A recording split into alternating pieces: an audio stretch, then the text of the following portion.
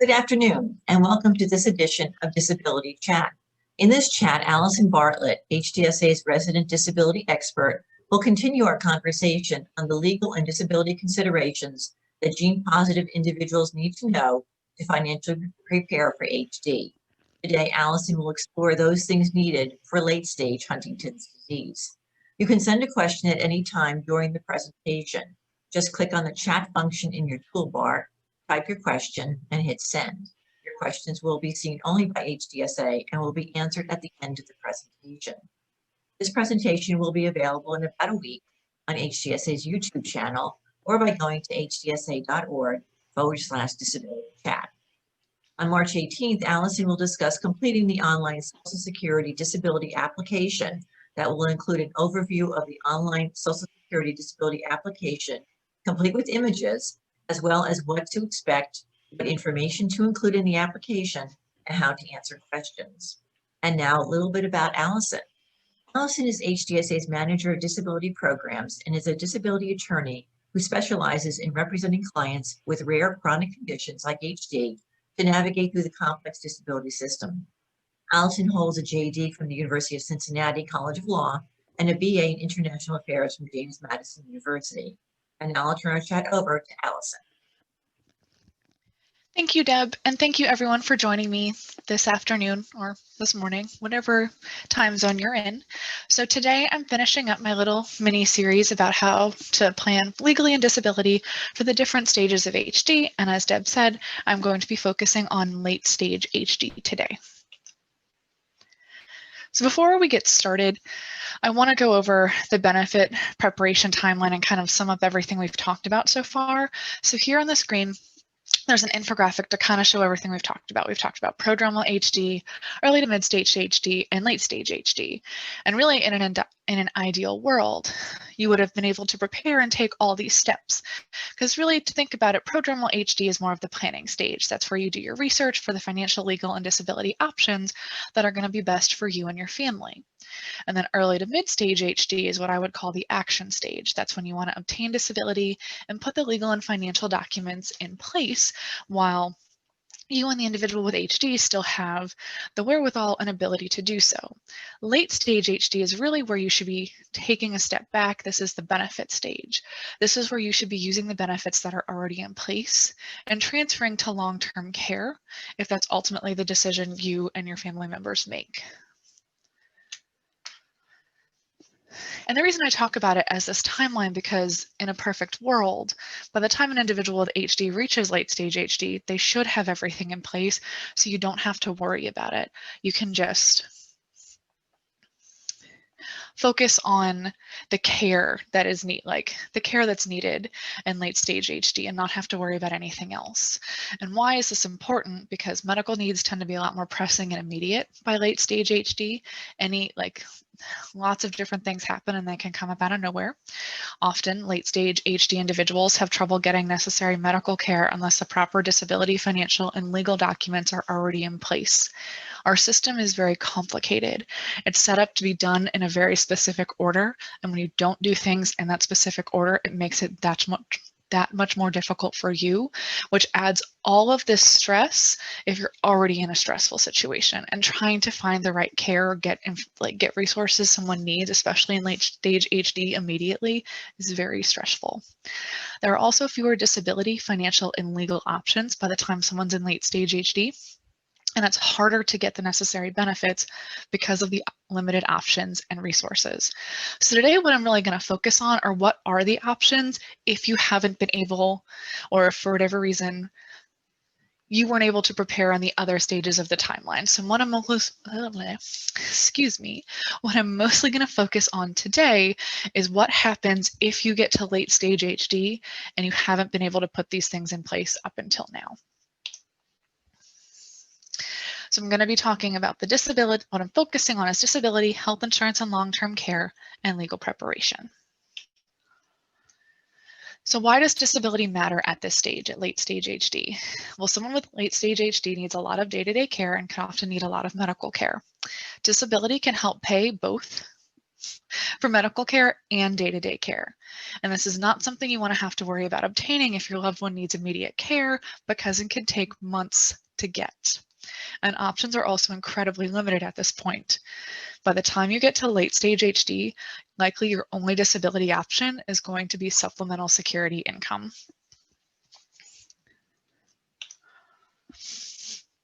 So why are these disability options limited?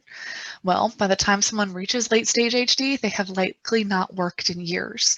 And to be eligible for most disability programs, you have to work and pay into the system. And this includes temporary state disability, employer provided benefits, and Social Security disability insurance.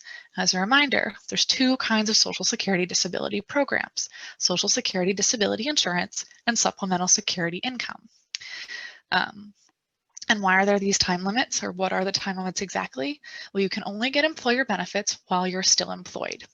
You only have about a year for temporary state benefits, because most states with unemployment and with temporary state disability, unfortunately there's not many states that offer temporary state disability, you have to have worked for at least 6 months to a year in that state. So if it's been 3 to 5 years or longer than that, you can't get those benefits.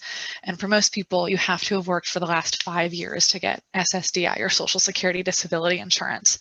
There are exceptions that apply. There are times somebody's waited longer than they should have to apply for disability, but they had lots of medical evidence before their credits expired, so there could be a way around it. But if it's been 10 years since you stopped working, or your disability credits expired 10 years ago, the odds of getting Social Security disability insurance are incredibly low, and it's a huge risk. I'm not saying you can't take the risk, but the odds of you getting SSDI are very, very low at that point. So I don't want you to put all your eggs in that basket.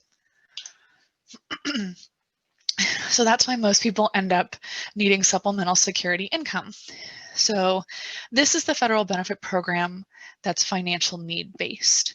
The max monthly benefit you can get is $794 per month, but this could be less if you receive financial assistance from friends or family, or in a nursing facility. If you're in a nursing facility, the nursing facility is getting most of this money and you're only allotted $30 a month.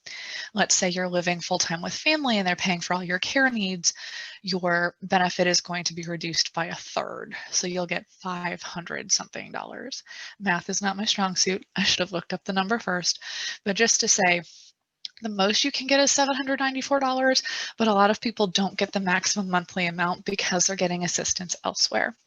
And then SSI, that's what the short end for supplemental security income, SSI, you also get Medicaid. And that is a huge benefit, and I'll talk about that in a little bit.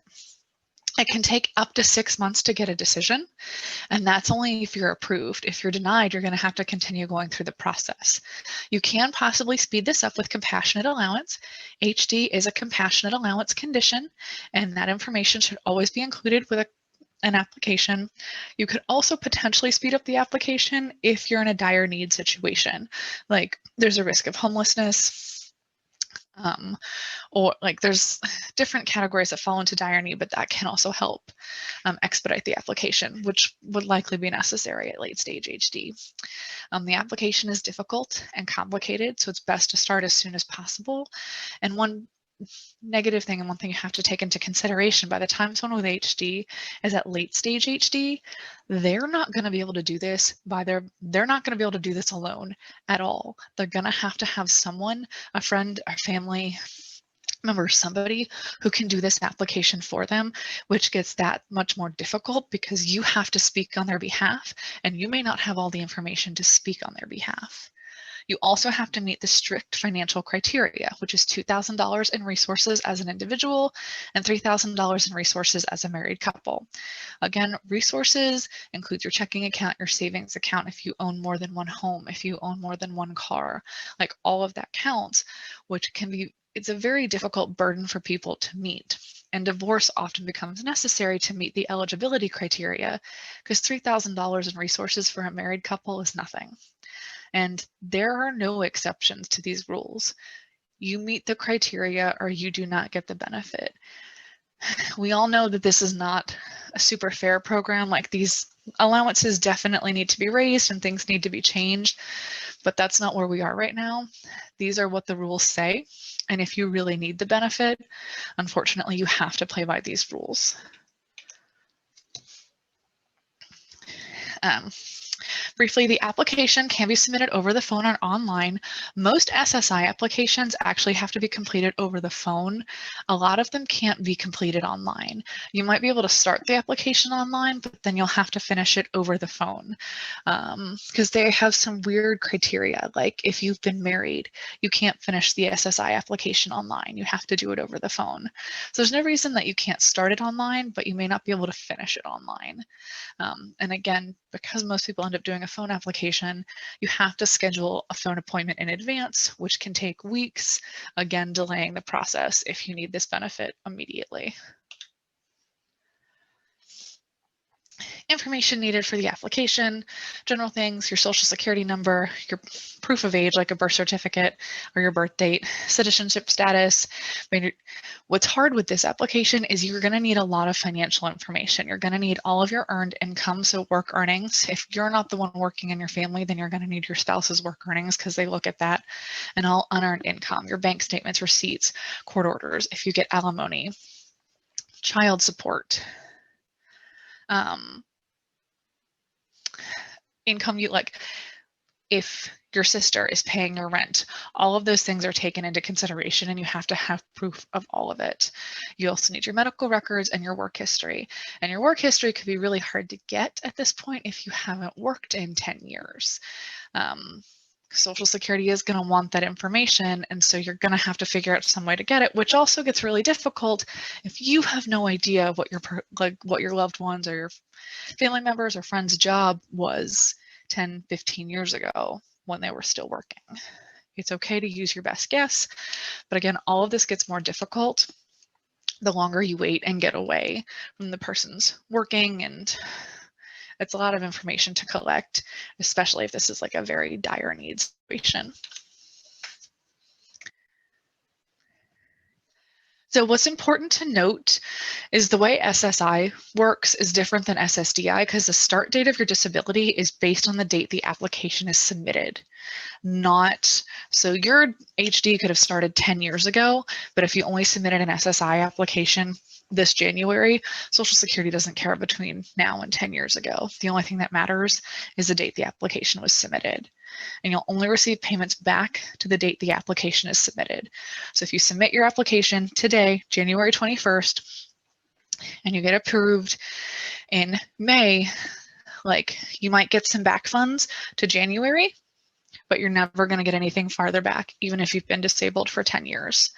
And you always have to maintain the resource limit. This is checked on a monthly basis. And $2,000 is in resources. It's not your monthly income amount, which is confusing because the monthly income amount is different for every family. It's different if you're an individual, if you're a couple, if you're a family of 5. I don't know the exact amounts for like your monthly income. I just know the exact resource amounts. And so your resource amounts always have to stay under this.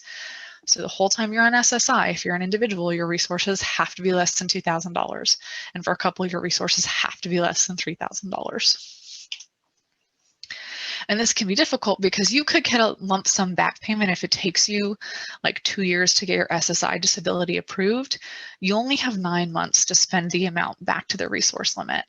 Let's say you're awarded $15,000 in back pay for your SSI. You have to spend that down within 9 months.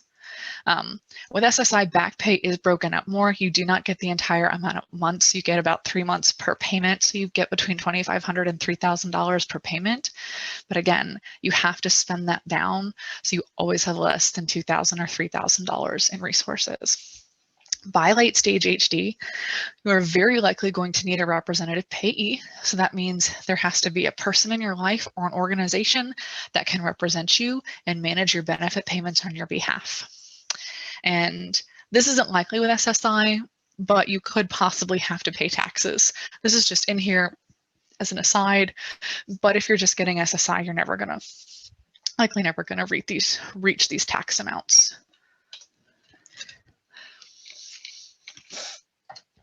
It is important to note with SSI, your case will still get reviewed every with HD really every 5 to 7 years. By late stage HD, your case may only get reviewed once, or it may never get reviewed because of the time frame, but it's always a possibility and just something you should be aware of, because this is standard procedure. Social Security reviews every case. It's always in their timeline of things to do, and so I just want to make you aware of that. And so, I'm still, medical care is important, because if you don't get medical care, you can't get disability, and you can't get proper legal documentation in place. And by the time late stage HD is happening, medical care is most likely a necessity. So we're hoping you're getting the care that you need. But you also need medical care because you have to establish that you experience symptoms and limitations as a result of your HD to be found disabled. You will likely need a doctor to sign off on your disability documentation, and you may need a doctor to sign off on any legal documentation that becomes necessary. And just as a reminder, I've talked about this, I think, in every presentation, the importance of having a medically determinable impairment. And this is an impairment that results from anatomical, physiological, or psychological abnormalities that can be shown by medically acceptable clinical and laboratory diagnostic techniques. Social Security will not approve benefits unless you have a diagnosis. Private disability, and all the other kinds of disability, require an actual diagnosis, and conservatorship and guardianship also requires medical evidence and a diagnosis. So by late stage HD, I'm assuming one, you would have a diagnosis, but you're definitely going to need it, especially if you need these resources at this point, because they're not going to give you financial disability or legal benefits unless you have a diagnosis. So now I'm going to talk a little bit about health insurance and long-term care. So why does it matter at this stage? Health insurance and long-term care are intertwined by late stage HD, because your health insurance will dictate the kind of care you receive and how much you have to pay out of pocket. You do not want to be in a situation where long-term care placement is needed ASAP, because insurance issues could cause delays. There's a lot of work that really needs to go into placement to long-term care and the financial planning for long-term care before someone should go into a facility. So what are the types of health insurance that are relevant at this point? Medicare, Medicaid, and private insurance. Most people are either on Medicaid or Medicare, or a combination of both at this point. An insurance that covers long-term care costs, this is really important. It's only Medicaid, and if you have long-term care insurance. Medicare does not cover long-term care. Let me say this for the 100th time. Medicare does not and will not cover long-term care costs. If you only have Medicare, you're gonna have to pay for long-term care out of pocket. And the types of long-term care facilities include things like nursing homes, skilled nursing facilities, and assisted living facilities. So what does each type of insurance cover? So Medicare will technically cover up to 100 days in a skilled nursing facility, but the following conditions have to be met. You have to have had a hospital admission with an inpatient stay of at least 3 days. Then you have to be admitted to a Medicare certified nursing facility within 30 days of that hospital stay. And finally, you have to need skilled care, such as skilled nursing services, physical therapy, or other types of therapy. Well, the issue with HD is most individuals with HD do not show the necessary progression with skilled therapy for insurance to cover the cost. HD individuals 100% benefit from the skilled care and the skilled therapy, but a lot of times it's not covered by insurance because HD individuals are not going to improve the way the insurance needs them to. So if you meet these conditions, Medicare will pay a portion of the cost. For the first 20 days, they'll pay 100% of the cost, but that's only for the first 20 days. For days 21 through 100, you have to pay a daily copay cost between $164 and $203, and Medicare will pay whatever the remaining balance is. After that point, Medicare pays nothing. So what does Medicaid cover? Medicaid covers nursing home services for all eligible people age 21 or older. They cover home and community-based services for people who would be in a nursing home if they did not receive home care services. So that includes adult day services, home delivered meals, and transportation services. And Medicaid covers services to help you stay in your home, like personal care services, case management, and even help with things like laundry and cleaning. So Medicaid pretty much covers everything. The issue is becoming eligible for Medicaid, and I'll talk about that in a little bit. But when it comes to long-term care, Medicaid is the gold star insurance. It's also good to note, and it's good to be aware of, there's something called the Medicaid Waiver Program. And this allows the federal government to waive rules that usually apply to the Medicaid program, which helps expand eligibility for members of the community. There's a couple different kinds of waivers. I've only included 2 here because some of it can be confusing.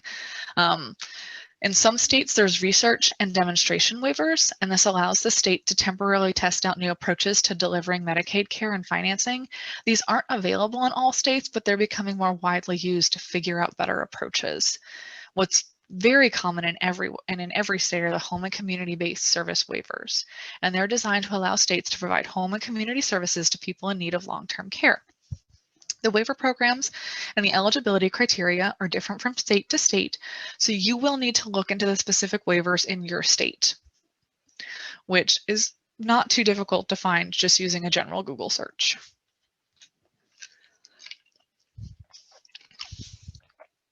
Private health insurance does not cover long-term care of any kind. So by late stage HD, you do not want to be relying on private health insurance or just private health insurance.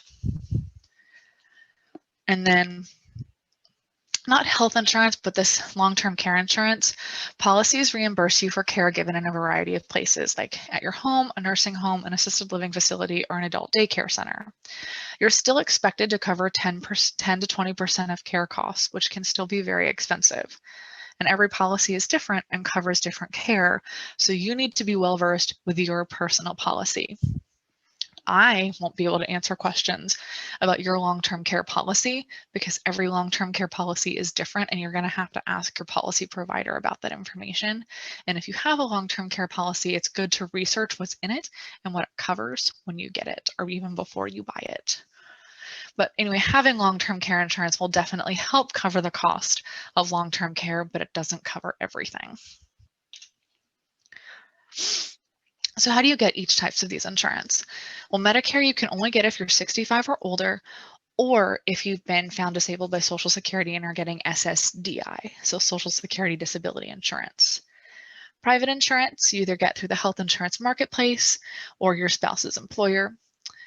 And long-term care insurance, you have to buy a policy through a private company, but you will not qualify if you already have a debilitating condition.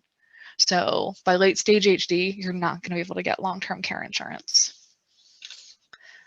So really the question is, how do I get Medicaid at this point?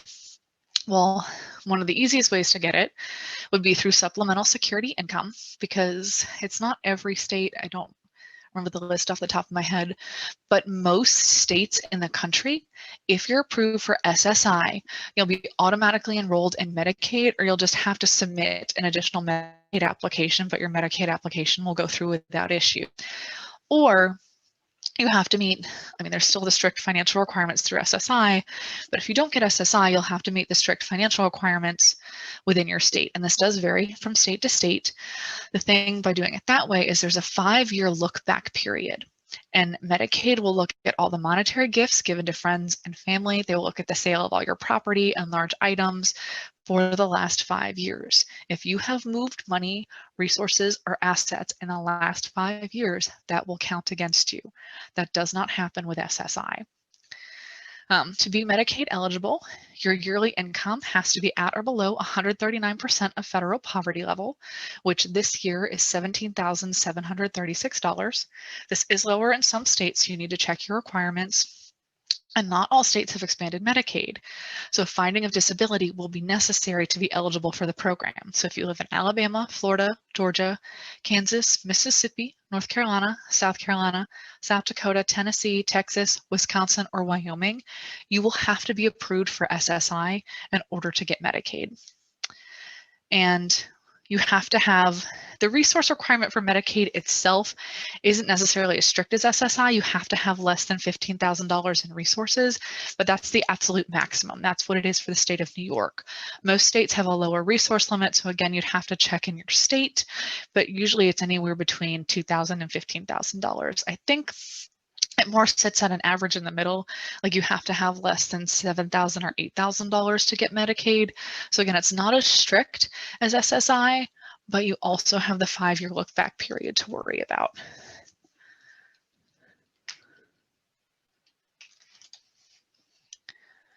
So what are my options if I don't have Medicaid or long-term care insurance? You have to pay out of pocket. I didn't include this on my slide, but the one isn't eligible for long-term care, which that's not really an option. There are limited financial assistance programs for palliative care or hospice. You could check out local foundations. 211.org is a great organization to start with. It'll connect you with local organizations and help you find resources based on your needs. Some national foundations are the Hospice Help Foundation and the Foundation for End-of-Life Care. But with the caveat, not much money is available through these programs. Resources are very limited, so this is really not your best choice. You definitely want to work with your long-term care facilities financial department because they want to work with you because they want to get paid. And it can be a very complicated process. But a lot of times, if your loved one needs long-term care, you found a facility, you need to ask to work with the financial department directly. They're not going to reach out to you, but they can be a really good tool for you. And get Medicaid. If you don't have Medicaid, get Medicaid. And we'll talk a little bit more about that. And I know like none of this process is easy, but based on the people I work with, what we see, the care needs that the HD community needs, getting Medicaid is always the best bet. It's not always easy though.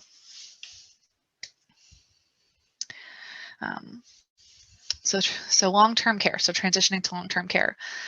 Why is this important? Like by late stage HD, additional care is a necessity, whether it is home care from a family, a home health care aide, a nursing home, or a skilled nursing facility. So what needs to be done prior to placement in long-term care? And every family is different. Not everyone is going to decide that they want to place their loved one in a long-term care facility, but it's important to know what other resources exist, like a home health care aide, and having something like Medicaid can help you get the home health care aide and not have to pay out of pocket for it.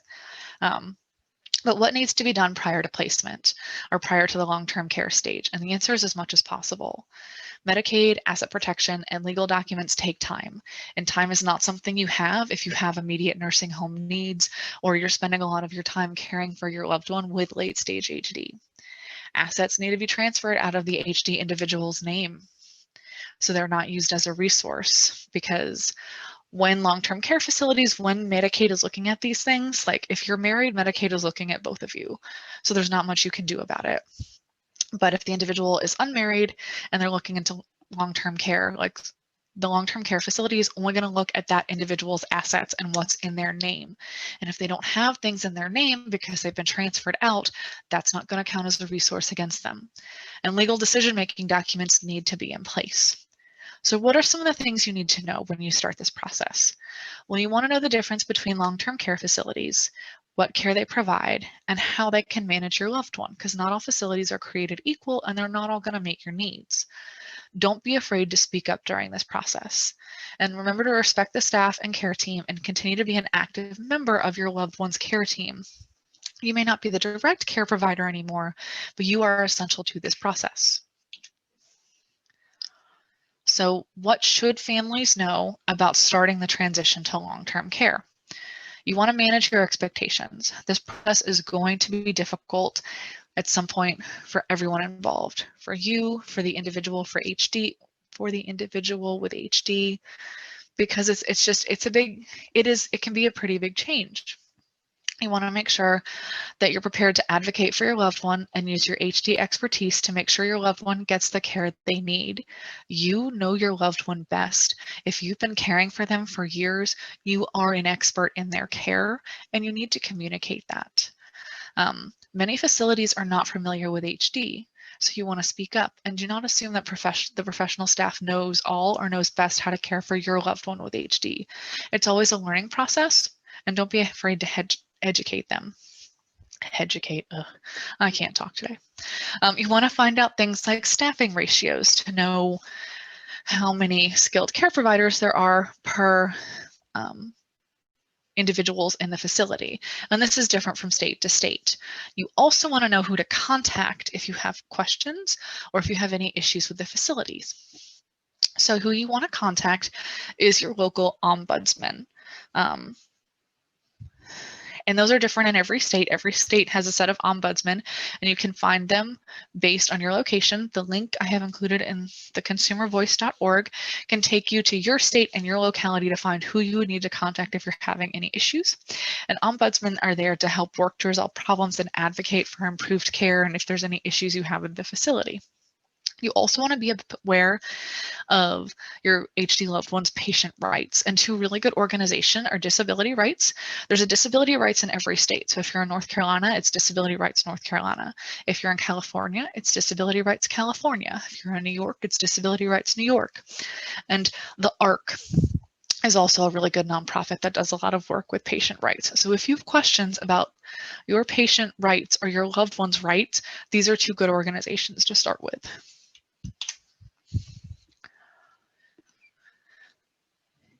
So what are some unexpected consequences of placing a family member into long-term care? A big one that people don't often think about is loss of income. As I mentioned earlier, if you're receiving SSI, $30 will go to the facility. And the reason for that is because it's a government benefit. And so if you're receiving a government benefit and the government's paying for your long-term care facility, they're going to just keep most of it and give it to the care facility. And they've determined if you're in long-term care, you only need $30 a month for snacks and toiletries and clothes. I don't know who does this math. It's real bad math, but that's the rule currently. If you're receiving SSDI, you can continue to receive the benefit, but it's going to have to be used towards the HD individual's care, which will no longer include home expenses, because if the HD individual, let's say it's your spouse and you were getting their disability benefits and you could use that for the household because the HD individual was living in the household, you can't use their SSDI for household expenses anymore because that's not going towards their care. The other thing to watch out for is there are a lot of people who are on SSDI who push them out of Medicaid eligibility. So in a lot of circumstances, if you're on Medicaid, then it means your SSDI amount works within that. And those are different limits. If you guys have direct questions, you can contact me at a different time. But the likelihood of someone getting SSDI and being on Medicaid is lower. It means you can keep your SSDI benefit, but not everybody has that opportunity. Another thing to watch out for is if you're receiving reimbursement or income from caregiving, the income will stop. I know in the state of California, they have a program where you can get paid by the state to care for your loved one. If your loved one now is going into long-term care, you're going to lose that income. Or you could have set up a caregiver agreement where the HD individual was paying you for their care. Well, that's also going to go away because you're no longer going to be their caregiver. And it's important to note that Medicaid requires spend down of family resources if they are in the individual's name. This could ultimately mean the loss of the family home to pay back Medicaid. Medicaid will go after the family home to recover the cost of the long-term care if it's still in the person's name. That is something you do have to be aware of, which is another reason why planning in advance is so important if it's possible. Another thing to look out for is the HD individual or yourself are going to lose the ability to communicate needs. If you do not have a healthcare proxy, power of attorney, or guardianship in place, you, the loved one, will not be able to make decisions for your loved one with late stage HD, and you do not want to be in that situation. I have slides dedicated specifically to that, but essentially the way our legal system is set up, you have to have mental capacity and you have to have like your cognitive abilities to sign a healthcare proxy and a power of attorney document. If you don't have those things, you can't sign those documents. So you lose the ability to protect your own legal decision-making skills if you don't do it in a timely fashion. The other issue is just general loss of control. If you are the loved one, you are going to lose control of providing direct care over the HD individual. And this is definitely an adjustment to make. And if you're the individual with HD, it's no longer going to be your loved one providing care, and you're going to have to get used to somebody else providing care, which can be very difficult for an individual with late stage HD, because it's harder to understand things at that point. But it's an adjustment. It's an adjustment you're going to have to make if you ultimately decide to move into a long-term care facility. So what legal documents should be in place when someone goes into long-term care? You need an advance directive, and a lot of facilities will help you make an advance directive if you don't have one already. And this guides medical professionals and your family to dictate the medical care you want to receive or you refuse to receive. And again, the facility will generally provide assistance with this document upon admission.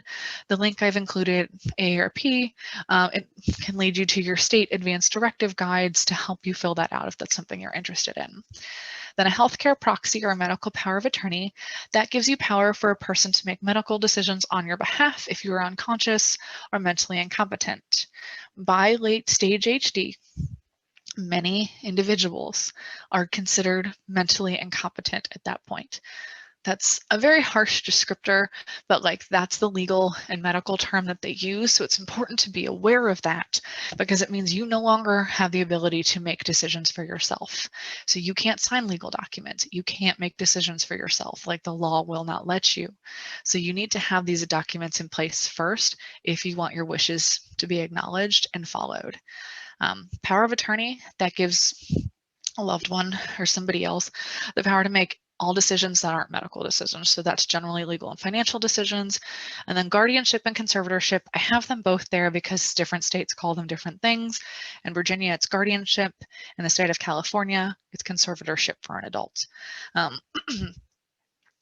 But guardianship and conservatorship, they cover everything. Like it covers medical stuff, financial stuff, legal stuff. If somebody has guardianship over you, they have complete control over everything in your life. And I'll talk about that a little bit more too. So now that I've mentioned these different forms of legal decision-making, why does legal preparation matter? Well, again, without proper legal documents, the HD affected individual could fall through the gaps in the legal and healthcare systems. This leads to legal trouble, including civil, criminal, and bankruptcy. They're not able to afford or access proper care. They get denied access to government benefits, and they won't have a voice in their long-term care decisions.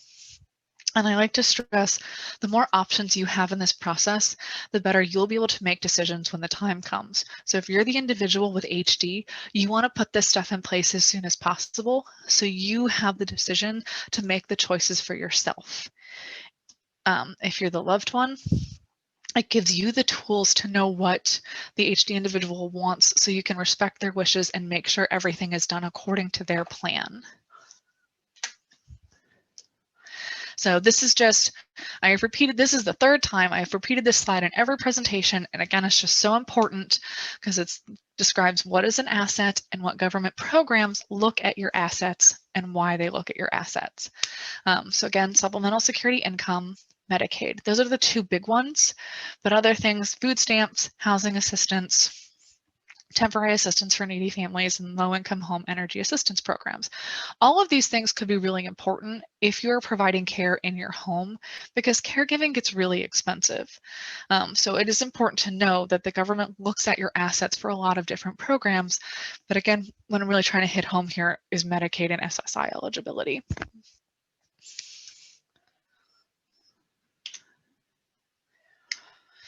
And so as a refresher, what counts as an asset?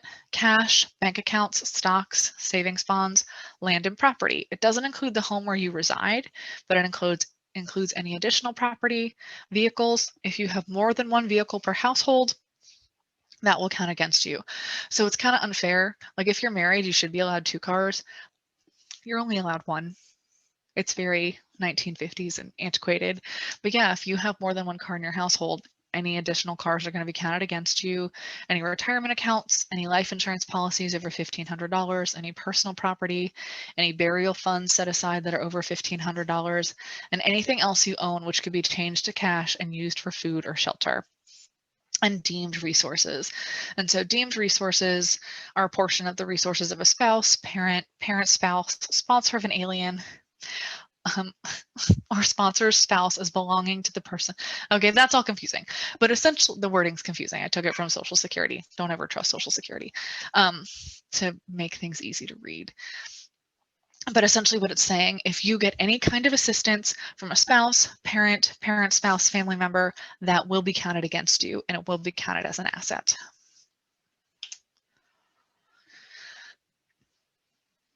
So asset protection options, these aren't really a thing by late stage HD. The options are like trust, caregiver agreement, able account, estate planning, but these aren't effective in late stage HD, not if you're seeking Medicaid, because again, there's the 5-year look back period.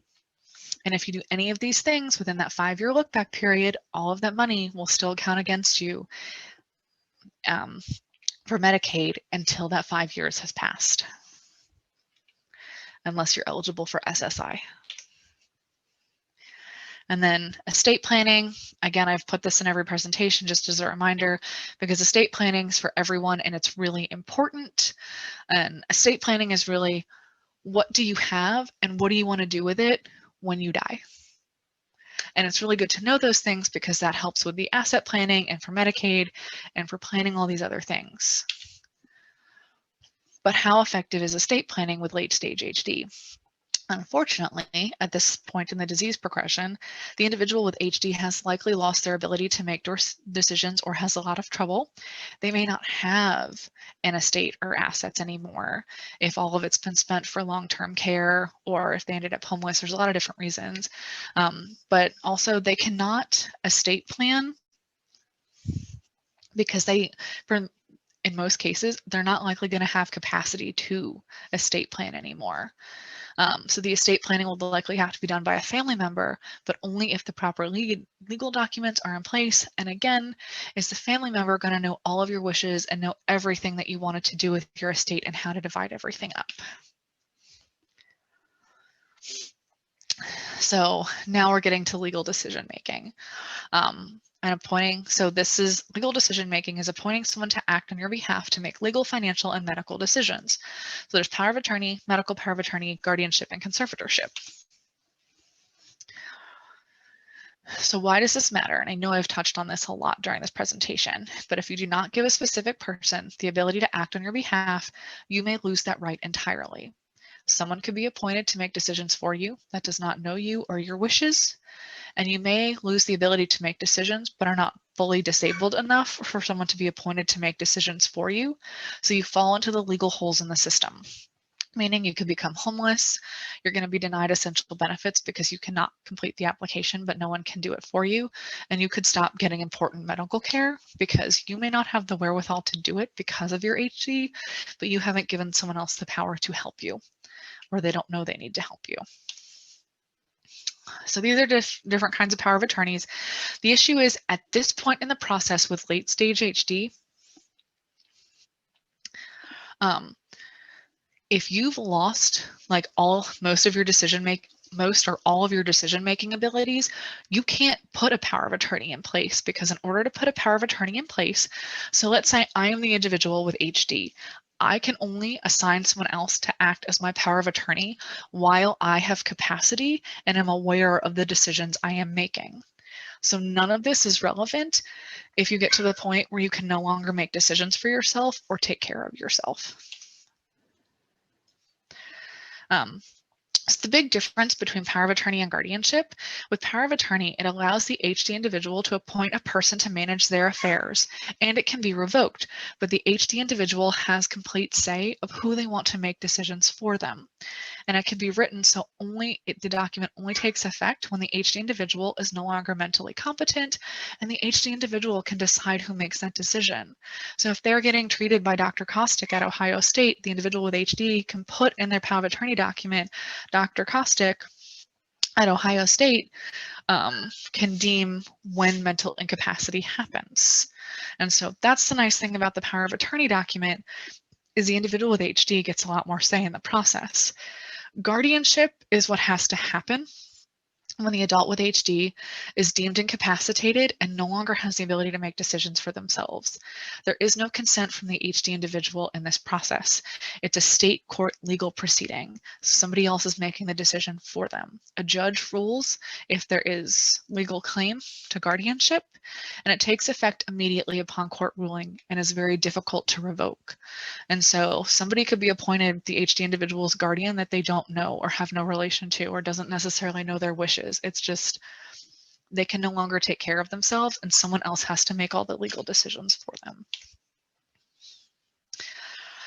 Again, guardianship versus conservatorship, they're generally the same thing, but different states use different terms. For guardianship, it gives a person control over the personal day-to-day decisions or applies to care of a minor. Conservatorship gives a person control over the financial and legal decisions or applies to the care of an incapacitated adult. So again, in some states, all of this falls under definition of guardianship. Some of this all falls under the definition of conservatorship. It's different from state to state. So you would need to look in your state. Like, again, I know California refers to this as conservatorship. So all of this falls under conservatorship. In Virginia, it's all adult guardianship. So you would need to look at the rules in your state. But filing for guardianship is a lot more difficult than trying to set up power of attorney documentation, because it's a legal proceeding and paperwork has to be filed with the state court. And again, guardianship becomes necessary when the family member with HD loses the ability to make decisions and care for themselves. So what you have to do is you will have to fill out the guardianship form specific to your state. You will need a doctor to complete a form with medical evidence to support the need for guardianship. This is really difficult if the HD individual has not gotten medical care. The court will require some kind of medical appointment and medical evaluation to deem if guardianship is necessary. Then after the papers are filed, the court will set a hearing to determine if guardianship is necessary, and the court will appoint an attorney to represent the family member with HD. So when you file for guardianship, it's not you filing for the individual with HD, it's actually you filing against. So like if it was in a court of law, you'd be on opposing sides, which is also difficult because it can seem like you're not really acting in the best interest of the individual with HD, especially to the person with HD if they're not down with this process, or their mental capacity is so far past their understanding of what really needs to go on and what's happening. And so it seems very adversarial, which can create family issues. But in a lot of times, the only way for the HD individual to get the care and the resources they need, this might be the only option.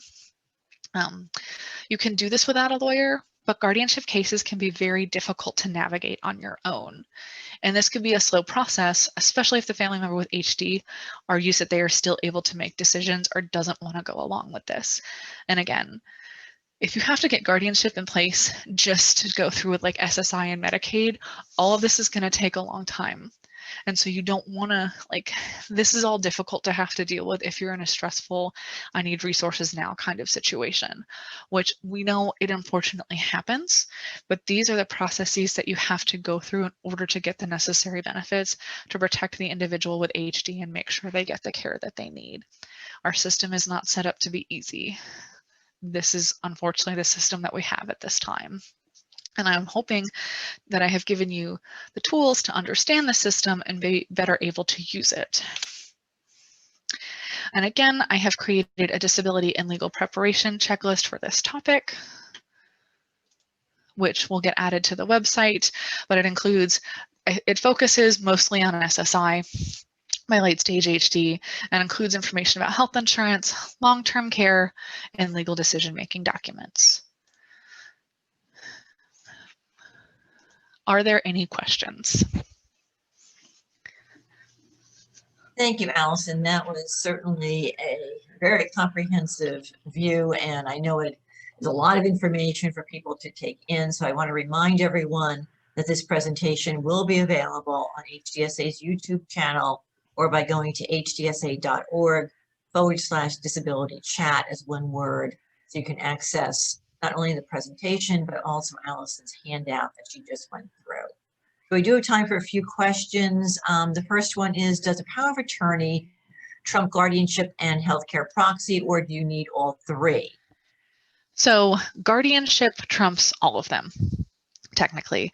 And so if you're going to get a power of attorney document, you want a durable power of attorney document because that lasts through the whole process. So the reason it's called durable is because it means it'll last even once the person who's created the power of attorney, like they lose their mental capacity. You don't need guardianship paperwork if you have a durable power of attorney.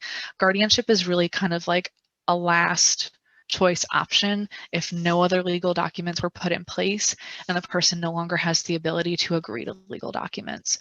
And a healthcare proxy has the least weight of all of them, but different facilities have different rules, and you don't necessarily have to have power of attorney document or guardianship documents with a facility to become the healthcare proxy. Okay, great. What can someone in their late 20s, HD positive, do to make this process easier for a loved one?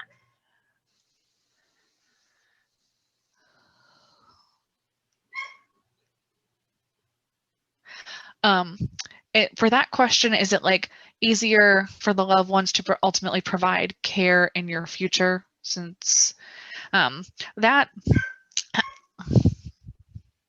being open and honest and having conversations and talking about this. So it definitely makes it easier for loved ones if they know what you want, if they know how they can help you, if they know how to be an active participant in this process for you. Making it known what you want definitely helps your loved ones. It's good to start looking into different things now. And so I would 100% recommend going back to my first two presentations, like prodromal and then early to mid-stage HD, looking at what your different options are, talking about your options with your loved ones, like what's going to be the best kind of disability for you, what are the things you want. What kind of disability programs are you eligible for now? What does your health insurance look like? Because these things are going to change.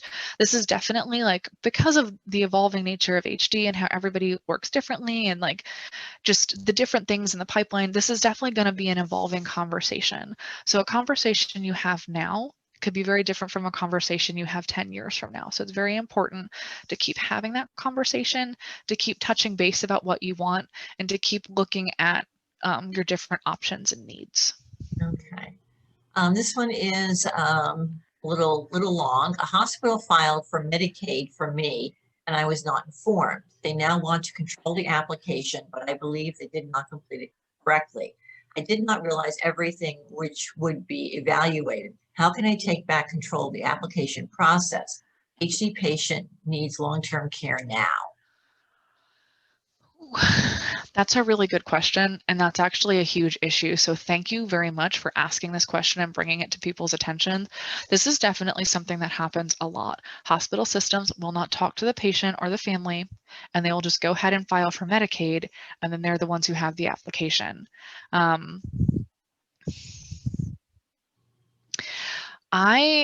That's one of the things I'm not 100% sure about, because I don't know, because within this hospital, I don't know exactly who filed the Medicaid application. I don't know if you can go in there and say like, you filed this without my knowledge or consent. I'm totally okay with you. The fact that we filed for Medicaid, I don't trust your ability to have done this. I need you to give me the application, because legally it's not their application, it's your application. So they can't withhold your legal right to the application. They need to share all the information with you. They shouldn't, like, if it gets difficult, then that might be an instance where you contact me privately and we have a conversation about attorneys in your area that you might want to contact who can help you get that Medicaid application back. But for now, I would definitely speak to the hospital and be like, this is my application, or this is the application for my loved one. I want to have control of this application. Give me all the information because I don't think you did this correctly, and I think you're going to get the Medicaid application denied. Because ultimately, you want to get the Medicaid too to help cover the costs of the hospital. So I would go in and have a conversation with them first and see what they say and see what information they can give you. Okay. Next one, do I need both medical power of attorney and durable power of attorney to help care for someone with HD? So when you write durable power of attorney, you can have that so it includes medical power of attorney. They separate these out because sometimes somebody needs a medical power of attorney, but they're not at the point where they need the durable power of attorney. And so you can definitely be that, you can do both roles for that person. Every family is different. So they also break up these options because some family members would rather dole out different responsibilities to different people. So one person's not in charge of everything. But if the person with HD is 100% comfortable with you being in charge of everything, you can be in charge of everything. So you can have both medical power of attorney and durable power of attorney. But again, medical power of attorney can be built into durable power of attorney. So you don't necessarily have to have both documents to take both roles. Thank you. In your opinion, can those HD positive diagnosis, in your opinion, can those with an HD positive diagnosis qualify for long-term care insurance?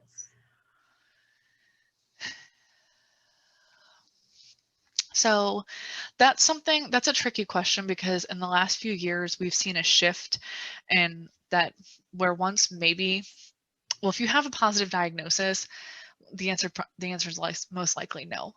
Like in the past, we would see like if somebody hadn't gene tested yet, that they could possibly get it. But the long-term care companies are asking different questions now. And this is actually a conversation I was having with some of my coworkers yesterday, that too, if you're young, like long-term care insurance companies get really suspicious if you're younger when you're looking into long-term care. And if you've already been tested positive for the HD gene, they're not going to give it to you. Okay. In what ways is HD care more expensive than other diseases? So one of the reasons HD care can be more expensive than other diseases is because of the longevity of it.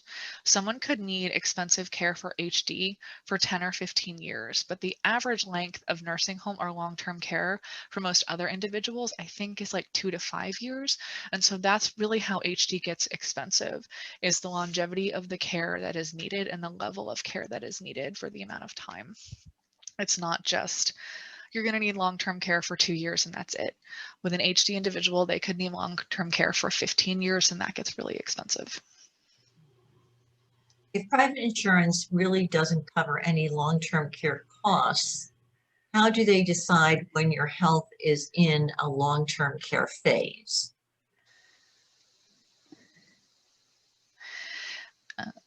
So really that's not up to the insurance company to make that decision. That's a conversation that needs to be ongoing with you, your loved one, and your doctors. And so a lot of time, like again, in an ideal world, like when you stop working, you become eligible for disability. And so that kind of starts the transition process, because if you're getting Social Security disability, that brings in Medicare and Medicaid eligibility. And let's say you're not on Medicaid, but you get Medicare, a lot of times people will choose the Medicare insurance over private health insurance. And so what's the word I'm looking for? It's kind of like a process. So it's not an on-off switch. It should be more of like kind of a process thing. So you go from having private health insurance, you get on SSDI, you get Medicare. Oh, it happens to be you fall into that realm where you can get Medicare and Medicaid. And so you have like, it's a kind of a transition process. And then so maybe you've gone from private to Medicare, you also get Medicaid. Now you need long-term care because you have Medicaid. That's going to go ahead and pay for your long-term care. It shouldn't just be like your private health insurance doesn't get to make that decision. They're covering the cost of your care, but it's you, your loved ones, and your doctors that make that decision. And we have time for one last question. When you were talking about the $2,000 limit an individual could have to qualify for service, what exactly did that mean? Does it mean that the individual makes less than $2,000, has $2,000 in assets? What did that mean? So the $2,000 is assets and resources. So again, bank accounts, so checking accounts, savings accounts. If you have a retirement account, it doesn't take into consideration your monthly income. The $2,000 can be in addition to your monthly income. The monthly income for SSI purposes is usually around federal poverty level, which again, I don't know off the top of my head because it increases depending on the size of your family. So the limits are more favorable if there's 5 members of your family and 3 of them are children. If there's 5 members of your family and they're all adults, the amount is a little bit lower. So it depends on your personal situation, and that's always difficult for me to gauge. Social Security has not given great criteria for what your monthly income can be. It's different for everybody, and so the $2,000 is in addition to your monthly income. But the $2,000 is a hard, fast rule. If you have over that $2,000 limit, you can't get SSI, at least for that month. And that is something to take into consideration. If you go over the resource limit, let's say you're on SSI, you go over the $2,000 resource limit for the month of January, you won't get SSI in February, but if your resource limit goes back down, you could get SSI again in March. So it's something you always have to be watching. Well, thank you, Allison. We are, as I can see, out of time. For those of you who still have questions or were reluctant to put a question in our chat box, you can contact Allison directly, either by going to our website and clicking on the Ask Allison button, or by contacting her at abartlett@hdsa.org. Thank you, Allison. And just as a reminder, on March 18th, Allison will be discussing completing the online Social Security disability application. I'm sure there'll be lots and lots of questions about that. So if you have any in preparation, be sure to kind of jot them down so that when we are online, get them in the queue.